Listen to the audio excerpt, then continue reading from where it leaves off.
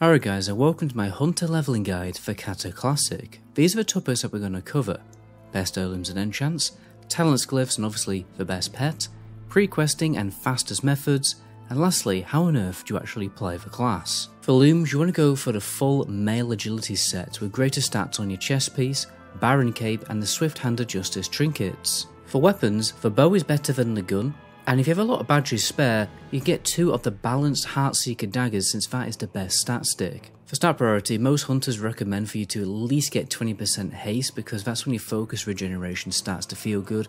Over that, you can build crit. Honestly, every hunter spec is solid for leveling. The hunter is just built different when it comes to leveling. But my preferred playstyle is to be constantly multi-dotting multiple enemies with Scorpion Sting, traps, and later on Black Arrow. This way you kind of play the game a little bit like a more manoeuvrable warlock. So I like to spec survival for the increased dot damage and for superior kiting with ice trap, which in turn gives you lock and load procs to use explosive shot even more. You can also get a talent in the later levels to afflict serpent sting to everyone hit by a multi-shot, which is just god tier for leveling. Most pets are pretty strong, but my preference is to go for a tenacity pet with thunder stomp. It's a good little AoE ability that keeps the mobs off you.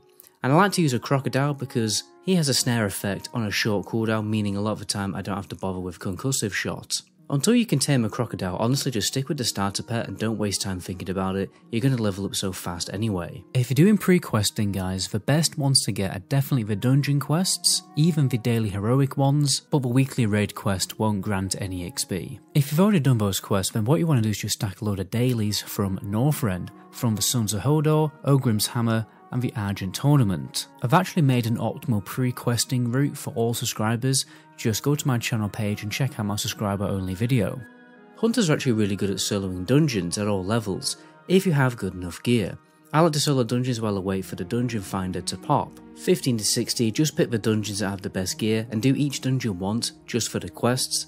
60 to 70, Blood Furnace, 70 to 80, Botanica. Beyond level 80, I'd recommend questing in the open world because you will need that reputation for your pre-best in slot raid gear and shoulder enchants from the Ferazane faction. The fastest route to level up in the open world is provided by the Resid XP add-on. You can find the download link for that in the description. So in the lower levels, your playstyle is going to look a little bit like this. You order your pet to attack a mob and you put Serpent Sting on it. Then you're going to switch target, put Serpent Sting on the second target, and then use your Immolation Trap. And then you can finish the mobs off with your melee abilities or explosive shot and steady shot. Higher level, you can go way more aggressive with your AoE.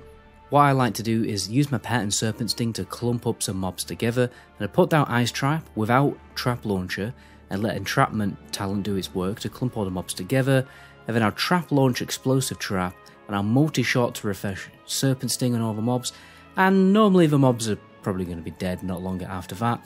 But if they aren't, you can finish them off with explosive shot and steady shot once again. Stay tuned guys, I'm doing Cataclysm leveling guides for every single class in the game. My name is Metagoblin, to my next video, ciao.